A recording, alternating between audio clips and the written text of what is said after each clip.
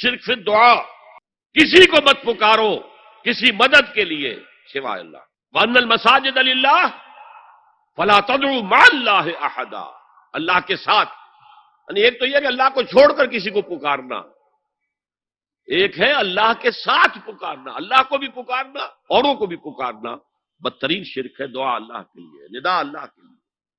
اس کا بھی ذرا میں تجزیہ کر دوں. آپ دیکھیے، ایک ہے عام مادی قوانین دنیا کے جو ہے اس کے تحت کسی سے مدد چاہنا.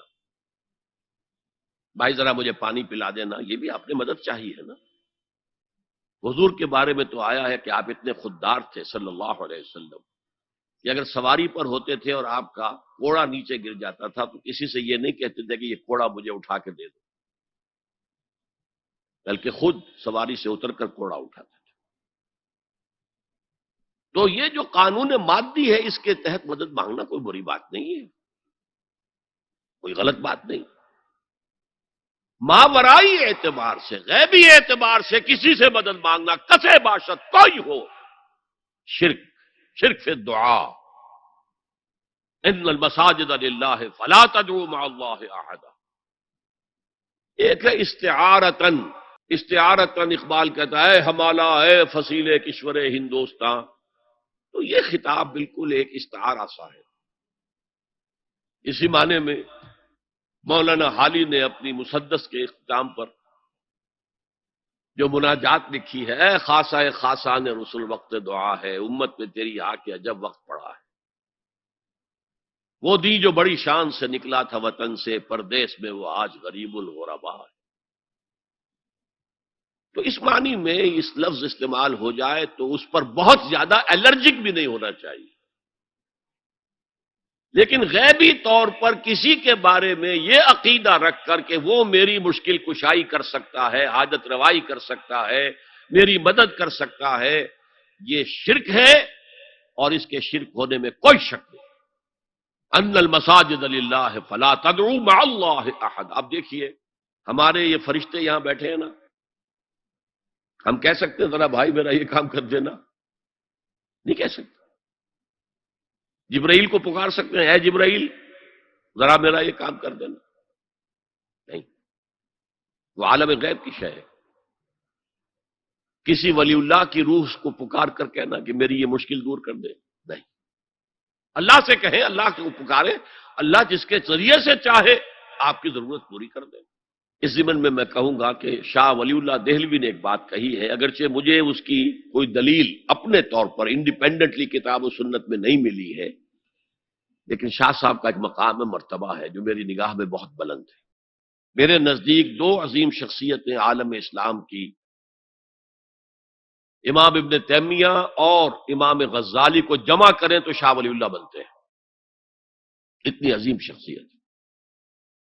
انہوں نے یہ لکھا ہے کہ جو اللہ کے برگزیدہ بندے ہوتے ہیں، اولیاء اللہ، اللہ تعالیٰ ان کی ارواح کو ان کے فوت ہونے کے بعد ملائکہ کے طبقہ اسفل میں شامل کر دیتے ہیں، اور وہ بھی جس طرح وہ ملائکہ اللہ کے احکام کی زمین میں تنفیذ کر رہے ہیں وہ بھی اسی کام میں لگ جاتے ہیں.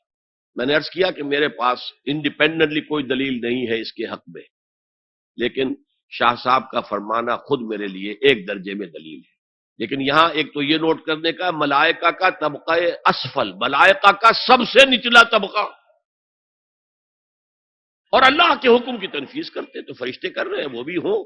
ہمیں سے کیا غرض ہے؟ ہم نہ فرشتے کو پکار سکتے ہیں اور نہ کسی ولی اللہ کو پکار سکتے. پکارو اللہ کو. قال ربکم ادعونی استجب لکم ان الذین یستکبرون عن عبادتی سیدخلون جہنم داخرین. تمہارا رب کہتا ہے مجھے پکارو، مجھ سے مانگو، میں تمہیں دوں گا، تمہاری دعا سنوں گا، قبول کروں گا.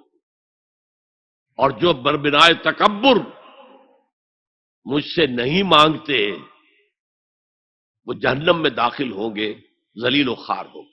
حضور نے ایک بات مجھے متن یاد نہیں ہے بہت پیاری فرمائی. دیکھو انسانوں سے تم مانگتے ہو کچھ تو ایک دفعہ تو اس کے ماتھے پر، تیوری پر بل پڑ ہی جاتا ہے، یہ کیوں میرے سامنے ہاتھ سوال کیا، کیوں مجھے سے مانگ رہا ہے، چلیے بعد میں کچھ وہ دے ہی دے، لیکن ناگوار گزرتا ہے.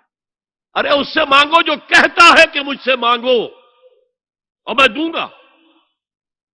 وہ نہ مانگنے پہ ناراض ہے اس سے نہیں مانگتے.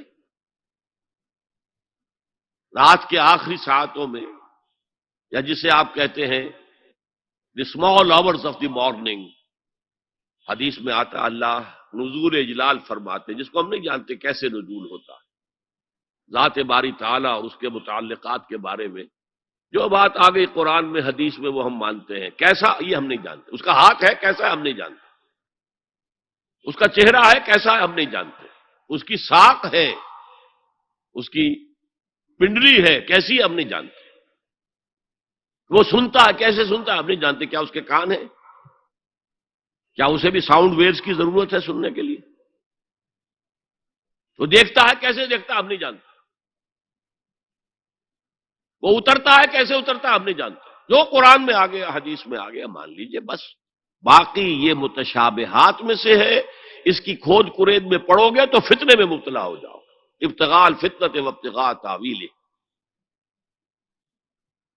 لہذا حدیث میں آتا ہے کہ رات کے آخری ساعتوں میں اللہ سمائے دنیا تک نزول فرماتے ہیں اور پھر ندا لگتی ہے حل من سائل فاعطیہ، ہے کوئی سوال کرنے والا مانگنے والا کہ میں اسے دوں.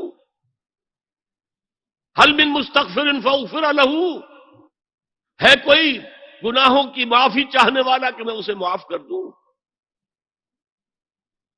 ہم انٹا غفیل سو رہے ہیں. ہم تو مائل بکرم ہیں، کوئی سائل ہی نہیں. راہ دکھلائیں کسے؟ رہنم منزل ہی نہیں. راہ کسے دکھا؟ اللہ کے راستے پر چلنے کا فیصلہ کرو، اللہ کی راہ میں جہاد کا فیصلہ کرو، پھر اللہ راستہ کھولے گا. والذین جاہدوا فینا لنہدینہم سبلنا. وہ لوگ کہ جو ہمارے راستے میں جہاد کریں، محنت کریں، مشقتیں کریں، ہم لازماً ان پر اپنے راستے کھولتے چلے جائیں. تو دعا شرک فی الدعا. مانگو صرف اللہ سے، اللہ سے، اللہ سے. وہ چاہے کسی فرشتے کے ذریعے، چاہے کسی فوت شدہ ولی اللہ کی روح کے ذریعے سے، چاہے کسی کو بھی نہیں، براہ راست اپنے حکم سے. اس کی تو قدرت ہے جو چاہے کرے. کن فیکون. وہ جیسے بھی ہو وہ آپ کی ضرورت پوری کرے گا. وہی ہے جو کہ مشکلات کو حل کرنے والا ہے. وہی ہے کہ رزق دینے والا ہے. وہی ہے جو مرض سے شفا دینے والا ہے. پکارو اسی کو، مانگو اسی سے.